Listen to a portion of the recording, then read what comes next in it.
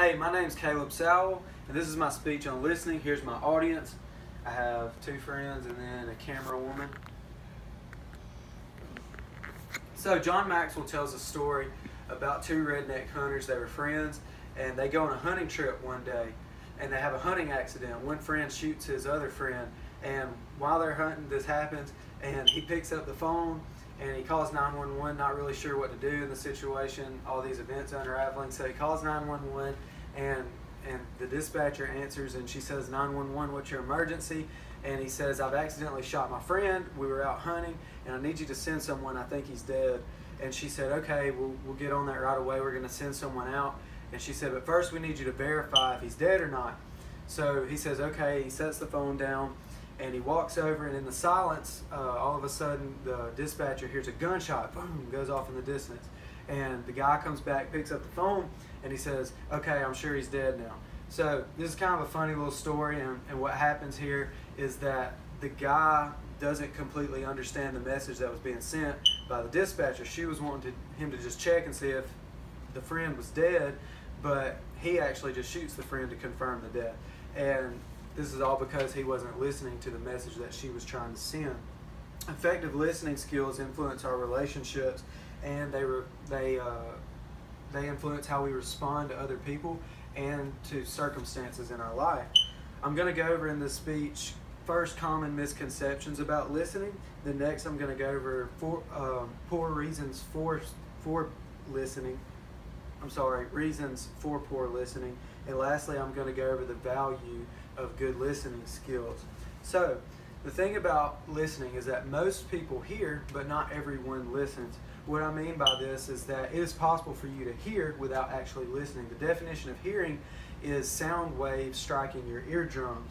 On the other hand, the definition of listening is reconstructing thoughts or ideas in your mind to understand what the person is trying to say to you. So it's possible that you're hearing the speech I'm giving, but you're not actually listening to it.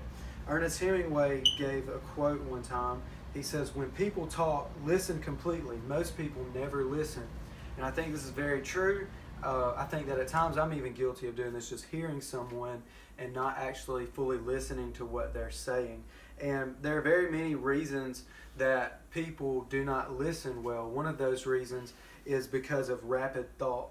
Now, what rapid thought is it's when you're listening to something, but your mind is just constantly wondering about other things. For instance, if you were in class listening to a professor lecture on something, and then you're thinking about what you're going to do that weekend at the same time, your mind's wandering. This is rapid thought. One of the reasons this happens is because our brains are capable of comprehending up to 600 words per minute, but on average, people only speak 100 to 140 words per minute.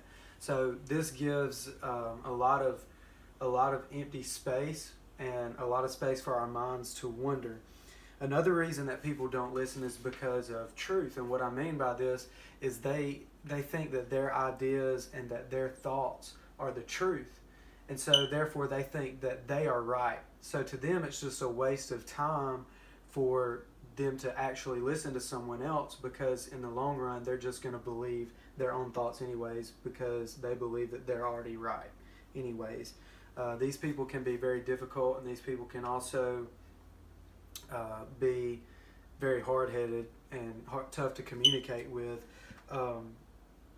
Another thing is that people are closed off to criticism. They don't want to listen because they don't want you to criticize anything about them, so therefore they just shut people off. They don't actually listen to what they're saying. Listening influences our interaction with others. So what I mean by this is that our listening skills influence our friendships, all of our relationships, whether that's with coworkers, bosses, boyfriend, girlfriend, husband, wife, just regular friends. It influences all of our relationships. There was a quote that says, effective listening is a way of showing concern for subordinates, and that fosters cohesive bonds, commitment, and trust. So this is very true, that if I'm a better listener and I show good listening skills, that's going to develop trust between me and the person that's speaking to me, because they know they can talk to me and that I'm going to listen to what they're saying.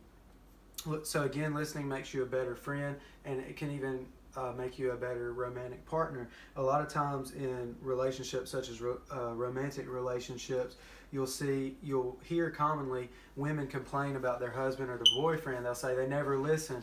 And so, if they forget to do something, they'll say, well, that's not a surprise to me because they never listen anyways. And so this is a complaint that you hear often. So by listening, you can actually improve your relationships on every level. So in conclusion, remember, when it comes to listening, it can be tough sometimes, but really listen to people. Don't just hear what they're saying, but really listen and try to understand the message that they're trying to send to you. And remember that despite the obstacles of listening, all the different things that can get in the way, if you will push past those things and actually listen to what people are saying, that you can learn a lot of good information and more things about the person that's speaking to you. And then lastly, listening will create better relationships with you and everyone that you come in contact with, that you're speaking to. It'll create that trust and make you a better person all the way around. So there's that speech, and thank you.